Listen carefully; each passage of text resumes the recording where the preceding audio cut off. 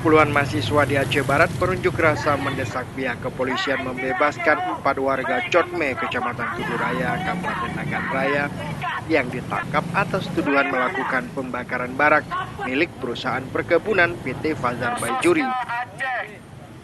Dalam orasinya, mahasiswa menilai penangkapan warga Cotme merupakan bentuk diskriminasi dan teror terhadap warga yang selama ini gencar memprotes sengketa lahan warga dengan perusahaan perkebunan kelapa sawit. Mahasiswa juga meminta pemerintah turun tangan membebaskan 4 warga yang ditahan Polres Kuala. Mereka masing-masing Asuki, Musilan, Khaidir, dan Junaidi.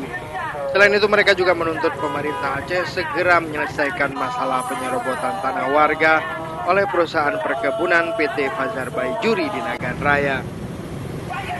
Dari Aceh Barat, Faizi Waila melaporkan untuk Aceh Video.